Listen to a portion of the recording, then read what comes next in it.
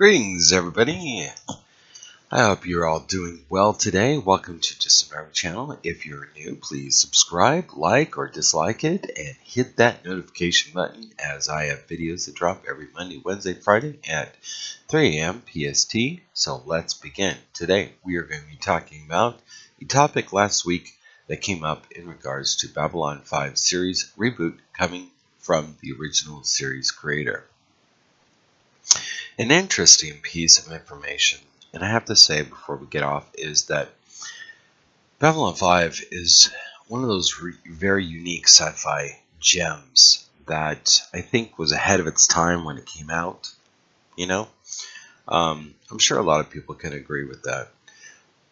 But this information is coming out of Deadline, claiming that Babylon 5, original creator of one of the most unique sci-fi to be rebooted under its original creator, however, under the CW that brought us Batwoman, that has given us woke superheroes. Not all of them, but some of the writing is questionable. While exciting news for all sci-fi fans alike, including myself, CW has announced it's moving forward with the reboot of the cult favorite 1990s series Babylon 5 with the original creator J. Michael Sherinsky attached to the helm of the show. If you never had the chance to see this show, it was groundbreaking when it was on air. It was ahead of its time, but can it do well under the creator of Babylon 5 and in this current environment is the question and the concern. Now, if you're not aware,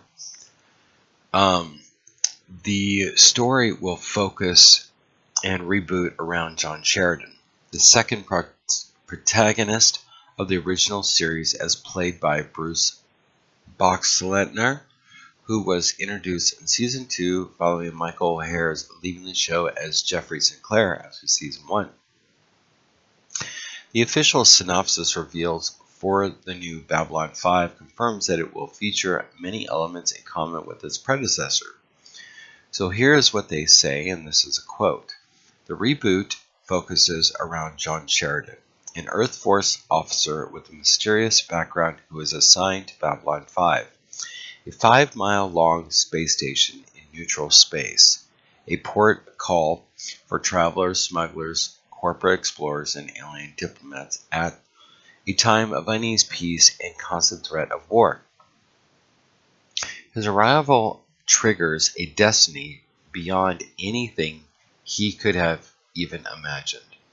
As an exploratory Earth company accidentally triggers a conflict with civilization a million years ahead of us, putting Sheridan and the rest of the B-5 crew in line of fire as the last best hope for survival of the human race. And like I said, it sounds just like the original. I've always felt that the aliens were done so well in the show. What I didn't feel that we got enough of was a look of the station itself, inside and stuff. But I can understand why and stuff. The show was made on the cheap, from my understanding and stuff. But I don't dismiss that. I'm okay with that. And like you've all known from me, is I like a lot of fan films, and I can dismiss some cheesy CGI or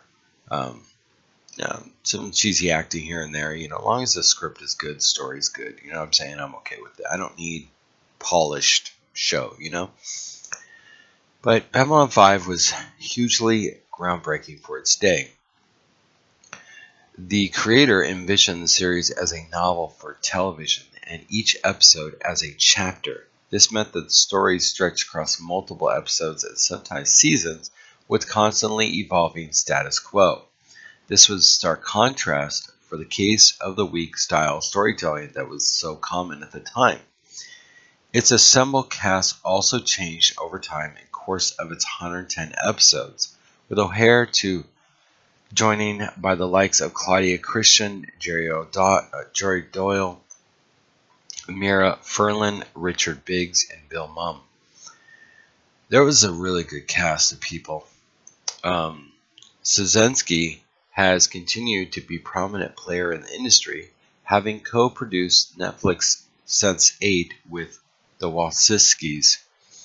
He also recently threw his hat into the ring as the next Doctor Who showrunner, which I heard about that. Nerdrotic was talking about that prior to the news that Russell T. Davies was returning to the job.